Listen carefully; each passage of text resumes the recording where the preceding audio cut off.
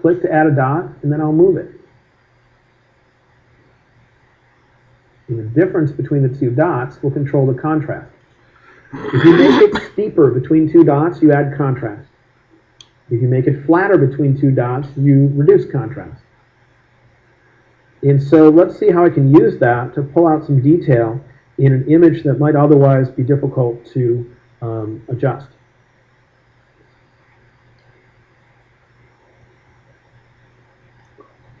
I think we might have adjusted this image before, but this looks like the pre-version, the part that hadn't been adjusted. Let me do just an overall adjustment first.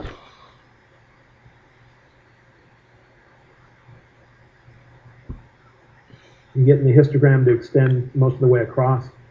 The whites will get the end. All I'm doing here is what we talked about on the first day. I was looking at the histogram. It was way over to one side and it was skinny. To change its position, that's exposure, moves it left or right. Contrast controls the width of it. And then at the very ends are controlled with black and white. And I just kind of manipulated it until it went all the way across. Remember, that's in the handbook. It describes how to think about histograms and when you think about using one slide or another. It just takes practice to know which ones. I'm not saying this is the best image. Now I can continue fine-tuning this. Maybe I want a little more shadow detail.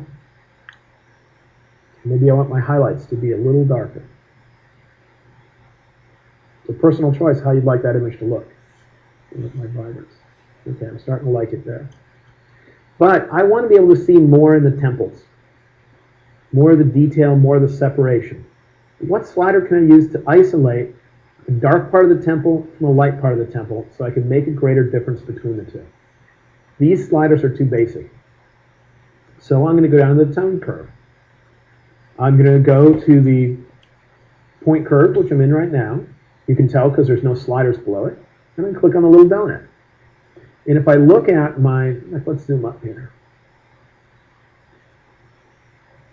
If I grab that guy, I'm going to click on the dark part of the temple. Click. And imagine I have a dimmer switch in my hand. I might make it a little bit darker. It's not only working on this. It's kind of like you went to your kitchen and you had a whole bank of dimmer switches. When you moved one, you kind of used your whole hand to do it a little bit because you haven't messed with the others yet. They move together. Then I click on the brighter part of the temple to add a dot for it, and I move it up to get a greater difference between the two. A lot of noise showing up, and have to do some noise reduction, but let's see what that's doing. I'm going to turn this little light switch off. There's before, there's after. Can you see a little bit more contrast in there?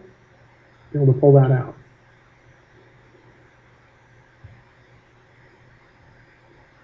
I might take that image and move it over to a different folder that I'm going to use when we do noise reduction. So we might be able to look at it and do that noise reduction on it. But anytime I want to get a greater difference between two exact tones to pull out detail, then the tone curve is going to be useful for doing it. What you want to do is click on, pretty much look at the area where you want more contrast. Click on the brightest part and move it up a little. Click on the darkest part and move it down a little. By doing so, you're going to make a greater difference between the two. The detail is going to pop out.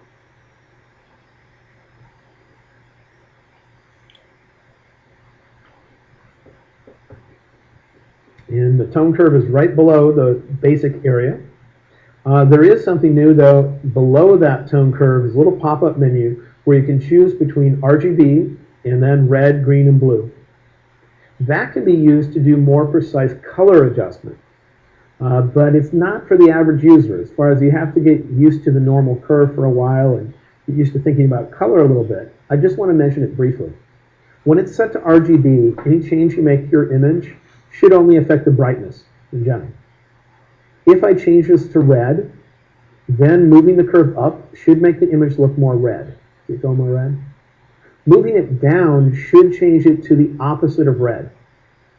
I mentioned what the opposites were the other day. I don't know if you remember or not. I went into Photoshop, I opened the info palette, and they were directly across from each other. The opposite of red, if you were to go and check it out, would be cyan. So if I move this down, this image is going to look more cyan.